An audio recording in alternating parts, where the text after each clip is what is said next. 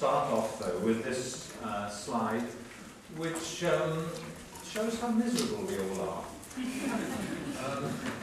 These are people in the prime of life going to work in the morning. Every single face there. This is Oxford Street in London.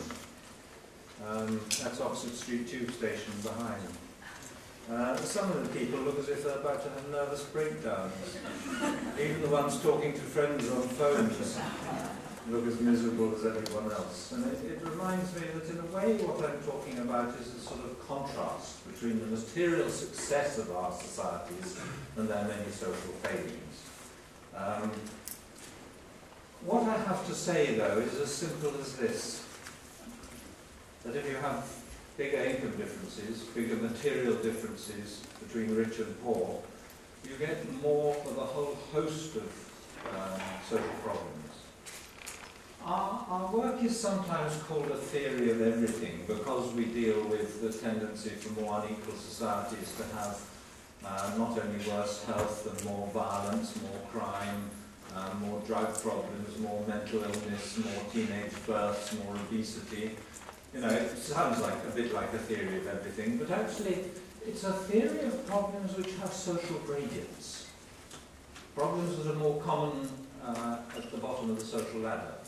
And clearly, you know, depression and violence and mental health exist at the top of society, but they're all more common at the bottom of society. And in a sense, all we're doing is saying that problems which we know are related to social status get worse, much, much worse, when you have bigger income differences between rich and poor. The material differences seem to create the social distances. And I sometimes say, well, in a sense, we're talking about whether the social pyramid in our societies it is a steep social pyramid like that, or a much shallower one like that. I want to start, though, with this graph, which just shows life expectancy in rich and poor countries in relation to national income per person. And you see the very rapid rises in life expectancy in the early stages of economic growth. But then amongst the rich societies at the top there, you lose the relationship. And what's interesting is that's true if you look at measures of happiness or well-being, or here as this with life expectancy. What that curve is, I think, is a curve of diminishing returns to economic growth. Economic growth is what's transformed the real quality of our lives, but it's now largely finished that function. The really important things that transform human well-being are no longer served by further economic growth, and that is, of course, a really important point to recognise as we become more aware of the environmental costs of economic growth. I'm going to talk just about the rich countries on the top right here, and I'm just going to blow up that little bit of the graph. Here they are, exactly the same, life expectancy, gross national income, and you can see the countries on the right are twice as rich as the ones on the left, and it makes no difference to life expectancy whatsoever. But I'm sure everyone in this audience knows that within our societies, the health is always worst in the poorest areas of our cities, the most deprived neighbourhoods. And yet it makes no difference whether countries, whole countries, are rich or poorer in the developed world. You know, within our societies, and sorry this is English data rather than Irish, we have these extraordinarily regular gradients in health. Here again, life expectancy of neighbourhoods classified by whether they're poorer, richer neighbourhoods or poorer neighbourhoods. It's not just a difference between the poor and the rest of society, it's a gradient right across society. So even the people just below the richest do less well than the richest. We're all part of this picture of health inequalities. And we're all part of the picture of the other problems that have social gradients that I'll come on to before getting on to imprisonment. When I talk about equality and inequality, I'm never talking about some utopian society that doesn't exist with perfect equality. I'm simply talking about the scale of income differences in the rich, developed market democracies, the ones I just showed you. And the measure of income inequality we've used is how much richer are the top 20% than the bottom 20% in each society. How big is that gap? And you see in the more equal societies on the left, Japan, Finland, Norway, Sweden, richest 20% is 3.5 or 4 times as rich as the bottom 20%. But in the more unequal societies, which includes the UK, Portugal, USA, Singapore, the gap is twice as big. And you see Ireland just to the wrong side of the middle there, that 6.1 there.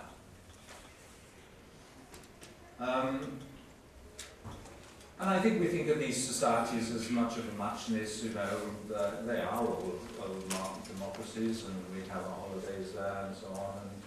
And yet this is a really important difference. And what I'm going to show you is what the scale of these differences in inequality do to a society.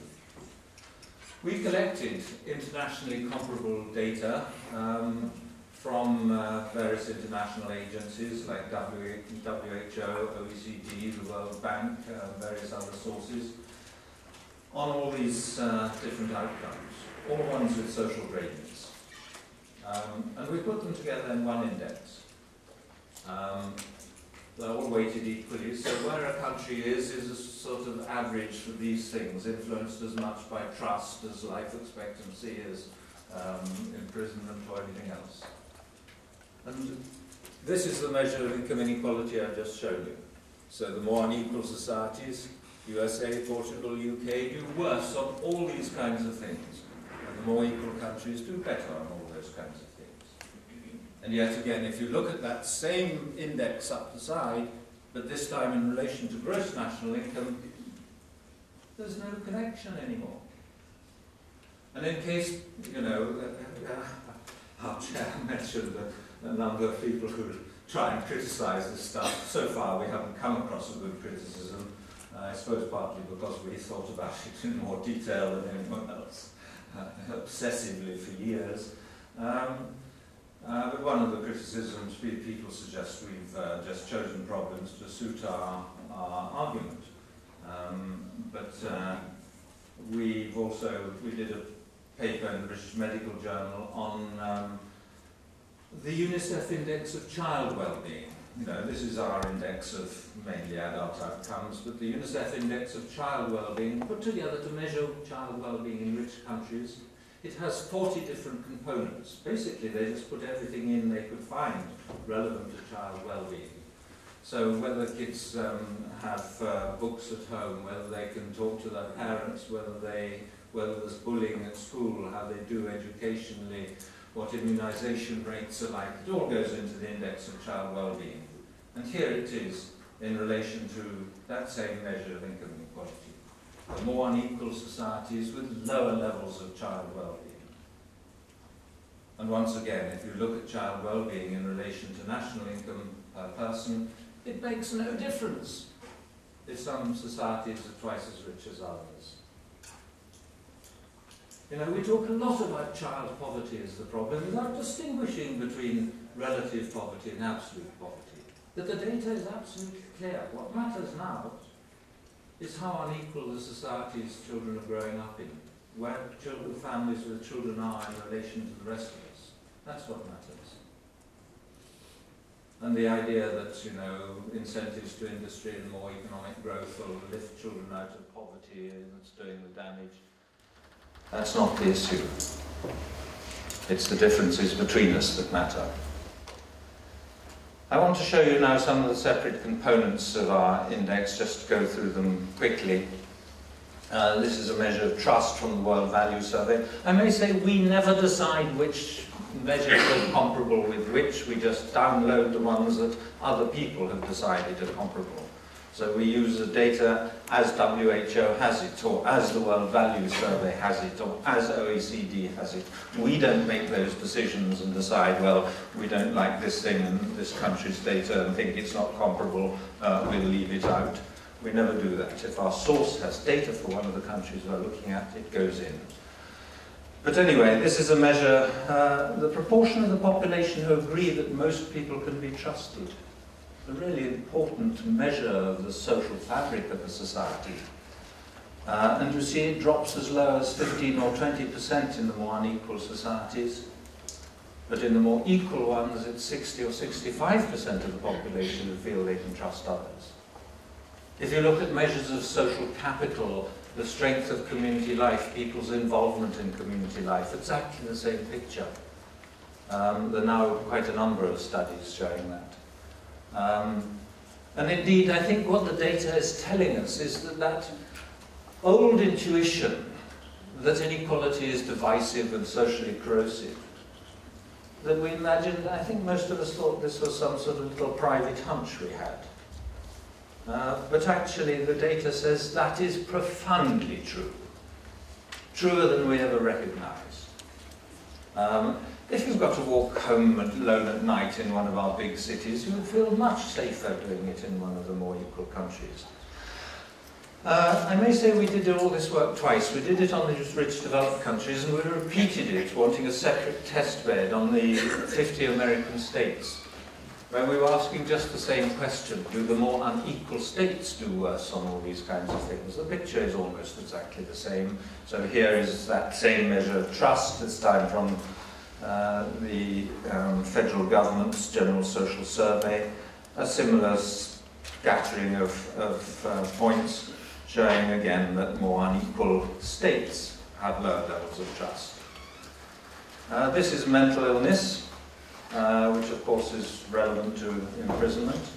And at the lower end there, you see about 8% of the population had any mental illness in the year preceding the survey. This is not people going to the doctor saying they want anxiety, things for anxiety or antidepressants. That would be too much influenced by how you access medical care and whether you pay for it in different countries. The World Health Organization, to allow us to make really good comparisons of mental illness levels in different societies, used the same diagnostic interviews on random samples of the population. So they weren't asking, are you depressed? They were asking about common symptoms of depression. You know, do you feel you're useless, or I can't remember what the questions are, but anyway, you see there are threefold differences in levels of mental illness in whole populations related to inequality. So, you know, for every friend that a Japanese person has who is clinically depressed, an American will know 3. That's what this data means. This is infant mortality rates, a sort of twofold difference. I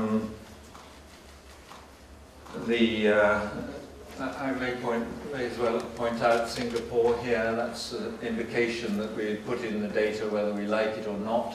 The most unequal country in our data set, claiming lower infant mortality than Sweden. I never believed that figure, but it's what WHO has, so it goes in. I've discovered when I gave some lectures in Singapore, one of the important reasons why their infant mortality seems so low. It's because I think a quarter of their population are migrant workers. They're the poorest quarter. And they don't want them to get Singaporean nationality. So they don't let them get married and they don't let them have babies. They get a health check every 6 months. If they're pregnant or married, they get sent home. So basically you take the bottom quarter of the population where expect infant mortality to be highest and just remove it from the picture. I mention these things because, you know, people do suggest we've been picking and choosing data. Never. This is violence, homicide rates. There are about 50 studies now in the peer-reviewed academic journals of homicide in relation to inequality in lots of different settings. These are American states, the red dots, and the Canadian provinces, the blue triangles. This comes from Martin Daly and Margot Wilson. Actually, Margot they're Canadians. Margot died about a year ago now.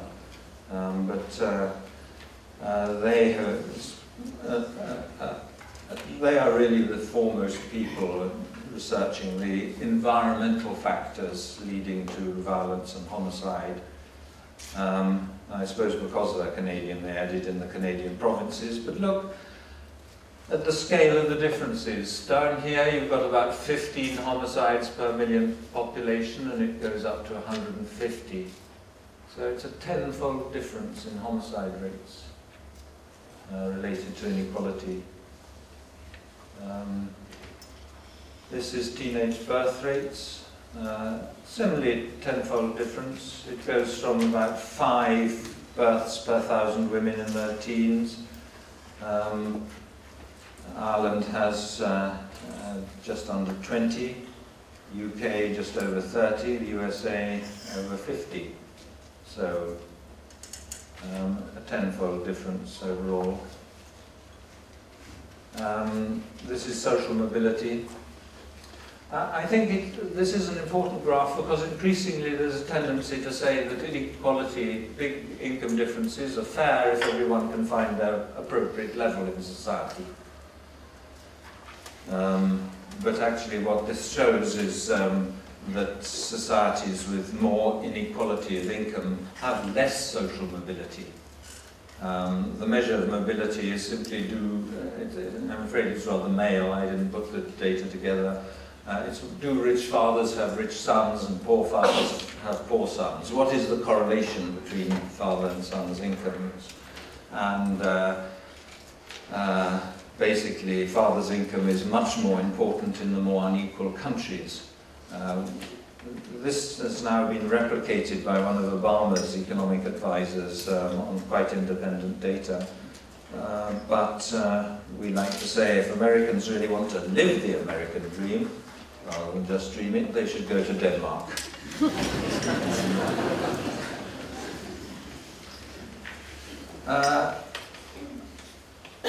I don't know whether people make analogies about the social ladder being steeper or the rungs further apart in more unequal societies. I think that richer people always have ways of passing on their advantages to their children, but I think also there are more downward, what I call downward prejudices, snobbishness, class prejudice, ethnic prejudice against ethnic minorities.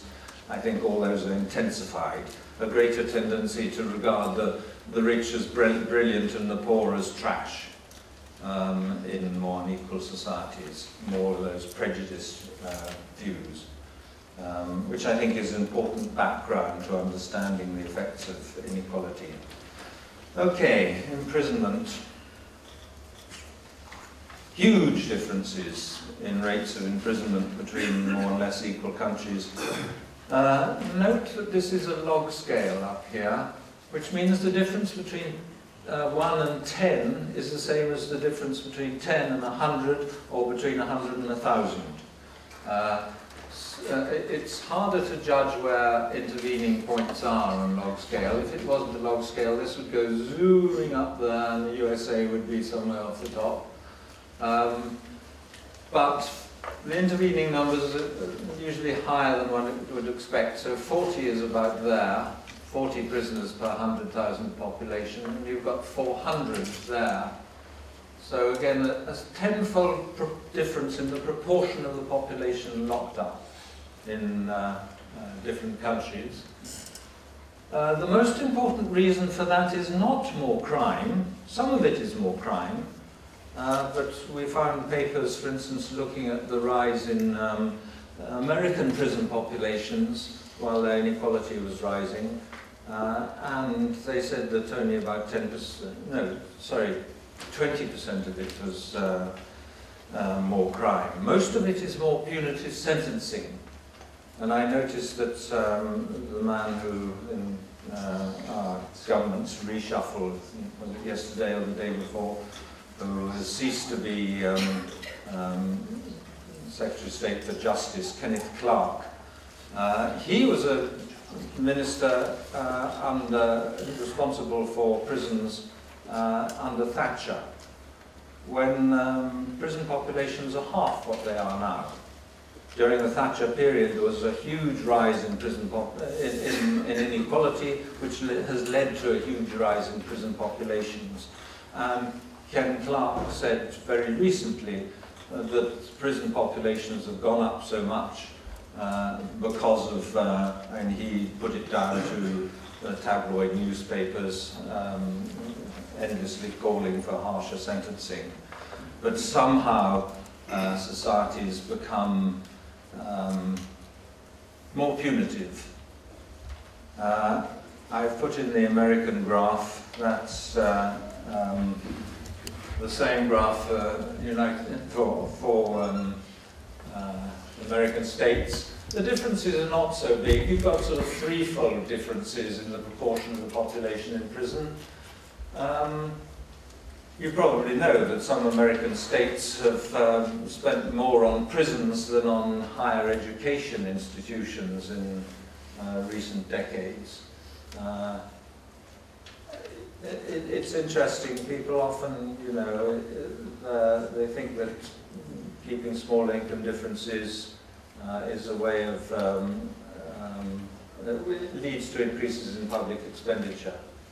But if you allow inequality to get too high, you find yourself in a lot of what I've seen called defensive expenditure. There's a paper called Garrison America showing how more unequal states, they not only have more prisons but more police and so on. You can see a suggestion of the harsher nature of the societies in that there's a slight tendency for the more unequal states to be more likely to retain the death penalty. You know, there's a slightly greater preponderance of the blue dots on the more equal end and red dots on the more unequal end. And I think in the previous graph, the international ones, Singapore retains the death penalty, and so of course does the USA, but I think most of the others not.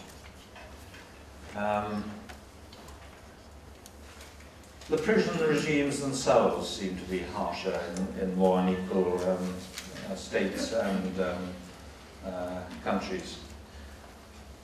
I don't know whether this is due to less empathy up and down the social hierarchy, or more fear, you know, as the income differences get bigger, or what I was suggesting earlier, more you know, you start thinking the poor, you know, they just need to get off their arses, they're stupid and lazy. That kind of attitude to people lower down the social scale.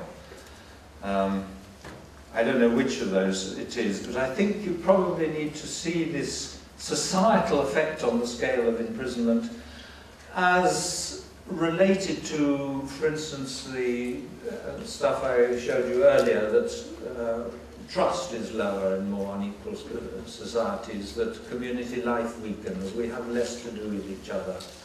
You know, it's bad for the social fabric. So I think it's part of that picture. It's not just adult imprisonment, this is the age of criminal responsibility. Is lower in more unequal societies. So you start punishing children younger in the more unequal societies. In UK, USA, Singapore doing badly. Ireland, you can see right in the middle there.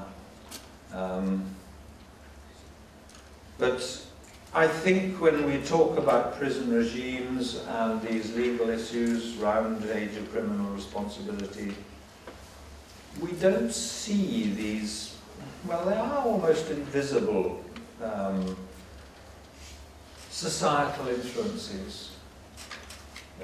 Someone was saying something about the fish are the last to be aware of water or something like that. I mean, if we're immersed in something as part of the culture, we don't notice it in the same way. But if one's trying to do something about prison populations, treatment of prisoners, age of criminal responsibility, one has to bear in mind the extraordinarily powerful effects of inequality. These the influences on our culture start pretty young. This is a measure of bullying.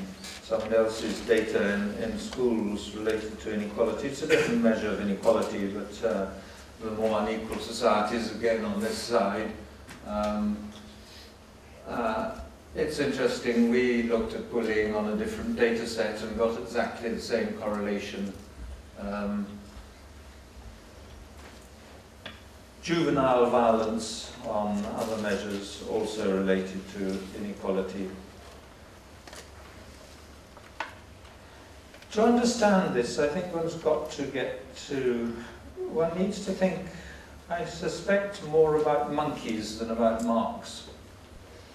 One needs to think about our evolved sensitivity to social status differentiation. As I said earlier, I think part of this is about whether our societies are very steep social pyramids like that or much shallower ones like that. In thinking about the causes, and of course there are different causal mechanisms to do affecting each of those outcomes, but a common root, a common starting point is that more unequal societies, the social fabric deteriorates, we get less affiliative behaviour, less cooperative behaviour, less mutuality, and more status competition and so on. If you're in a society where status matters very much, you know, we all become very concerned with how other people think, see us and judge us and so on, whether they regard us as useless trash or whether they think we're, you know, important people and all the rest of it. We become more obsessed with all those kinds of things. In terms of the different causal mechanisms, I think that one has to understand the way in which inequality intensifies all the ways in which class gets into us or status gets into us and imprints itself on us throughout life, from early childhood onwards. And indeed we're starting to understand how even what's called gene expression is affected by different social environments, by the quality of care in early childhood, by the kind of neighbourhoods we grow up in. There's a field you probably have heard of, epigenetics. We're discovering now how genes are switched on and switched off according to different environmental influences. So your genes do different things in different circumstances. And if you have a very nurturing family compared to a family where you don't get much attention or there's violence or whatever, it looks, and from animal studies there are powerful effects, and we're beginning to see some of the same story coming out in research on human beings. So those effects that we've always known about of early childhood or subsequent development, part of that is underpinned by these epigenetic influences. Yeah. In a sense, I think it's another way of thinking about the same issues is it's about whether we feel valued or devalued. It's not about absolute material standards. Remember, the whole society can be richer or not poorer in the developed world, and it doesn't affect these problems, but the gaps between us do. It's about feelings of superiority and inferiority.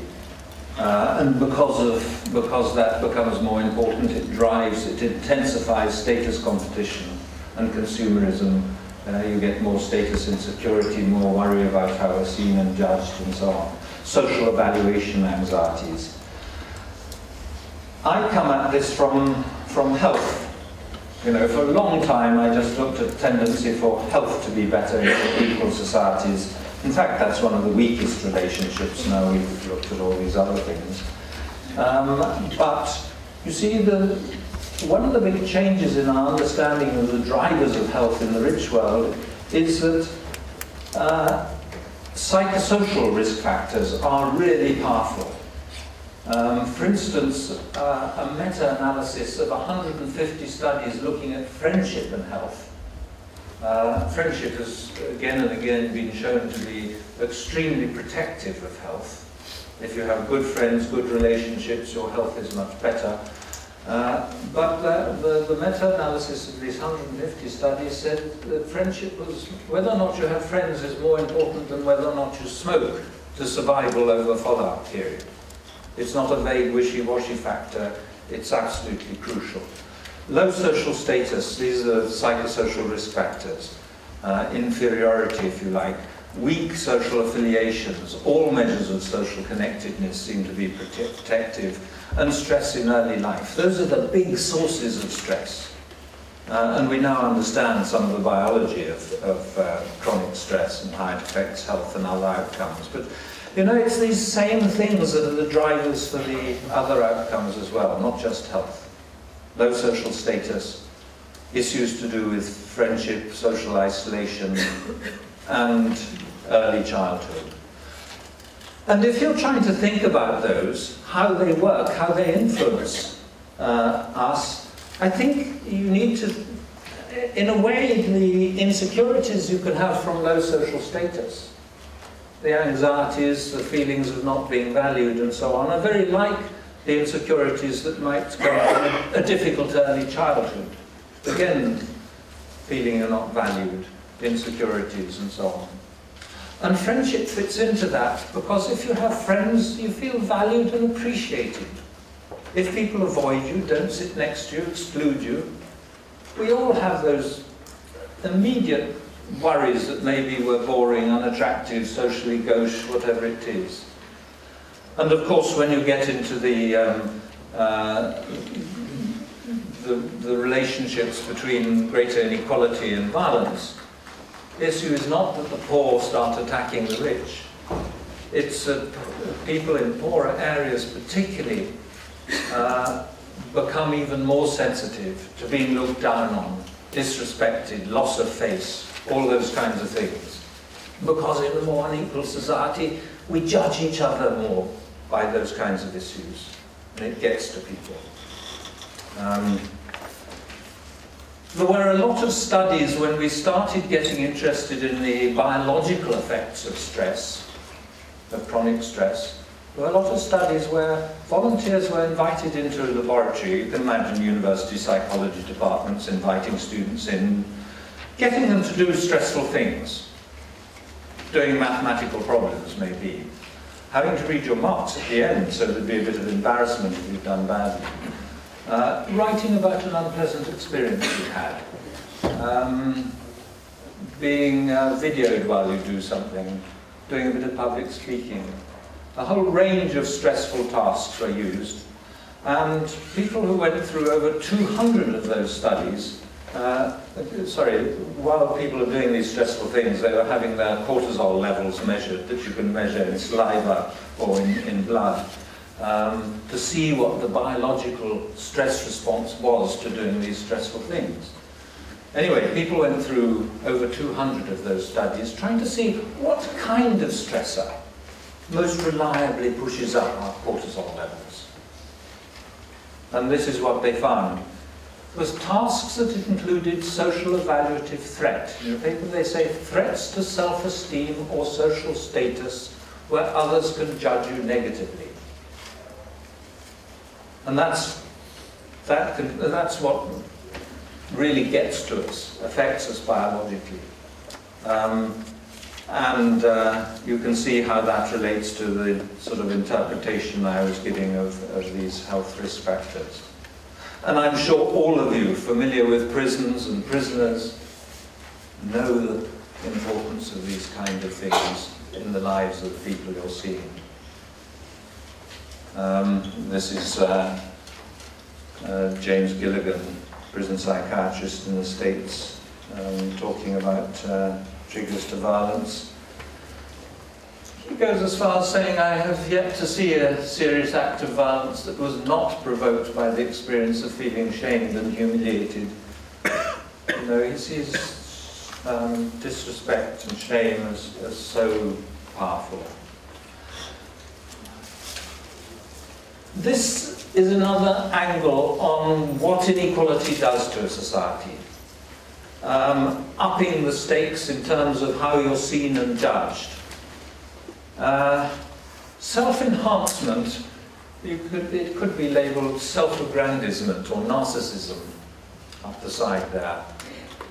What they did, you probably all heard the joke that something like 80% of drivers claim to be better drivers than average. This is from an international team, people in all these different countries, and they got people to rate themselves on different dimensions. So, how clever do you think you are? You're more intelligent than the average? You're a lot more intelligent, or you know, about average, you're struggling a bit. How do you rate yourself on different outcomes? And in more unequal societies, people rate themselves more highly. Robert Putnam, in his Bowling Alone book, has a graph actually that shows in more unequal states a higher proportion of people believe they do better than average in a fist fight. I don't know what survey he got that from. But, you know, where there is this social evaluative threat, a danger of being put down, judged negatively and so on, you talk yourself up.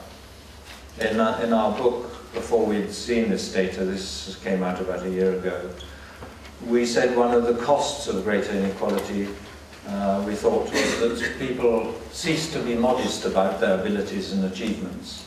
They talk themselves up. I've got a few more minutes in there. Good. I want to come back to this graph to make a couple of points. One is that in all the graphs I've shown you, you've seen it's always the same countries doing badly. And if I'd shown you you know that, for instance, we have the highest rates of imprisonment, maybe with the exception of Portugal, in Europe. Our health isn't good compared to other European countries. Our obesity is high. USA has highest violence, highest obesity, lowest life expectancy, more people in prison. You know, a great range of things where they do worst. And the more equal countries, a great range of things where they do particularly well. So what we're looking at is a general social dysfunction related to inequality. It's not just one or two things that go wrong, it's most things that go wrong. And indeed, if you're going to try and find other explanations, you have to find some very deep-rooted kind of explanation. It's no good just explaining why violence has that pattern or why something else has that pattern. You have to find something that will explain all those outcomes with social gradients. Some of them have been looked at as many times as 200. I mean, there are 200 papers looking at health in relation to inequality. As I said, about 50 on violence, half a dozen or so on trust and community life. So it's not something about this little group of countries, but you know, people sometimes say it's national culture, pick off the English-speaking ones. You've still got a statistical relationship left, even if we do pick off the English-speaking ones, but you know, whatever you do with this, it doesn't explain why the more unequal provinces of China also have worse health. These are very general truths. People who say, you know, if you pick off one or two countries, you lose some of those relationships.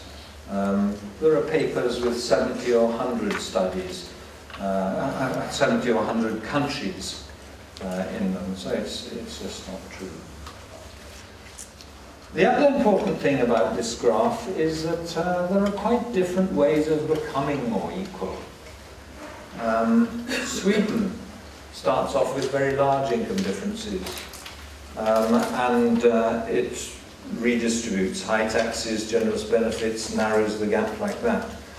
Japan, on the other hand, has lower taxes, a less generous welfare state, but it starts off with smaller income differences before taxes.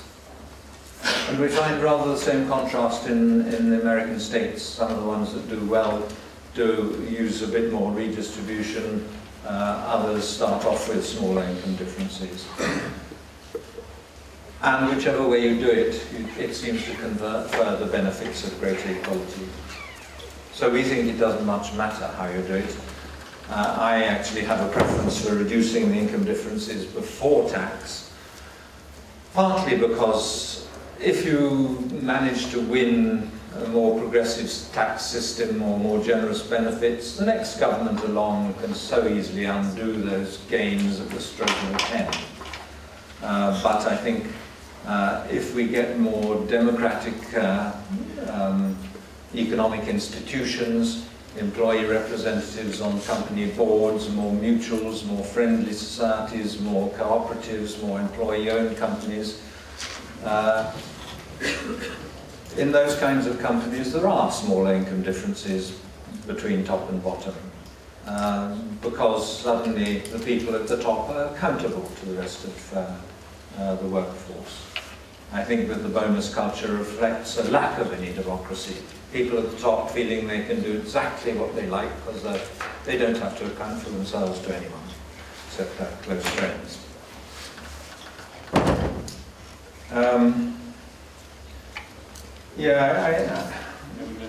Well, I will just say that I think that I was pointing out the scale of differences, sometimes tenfold differences in imprisonment or teenage births, or threefold differences in mental illness, because those cannot be driven, they're too big to be driven just by what inequality does to the poorest, say, 10% of society.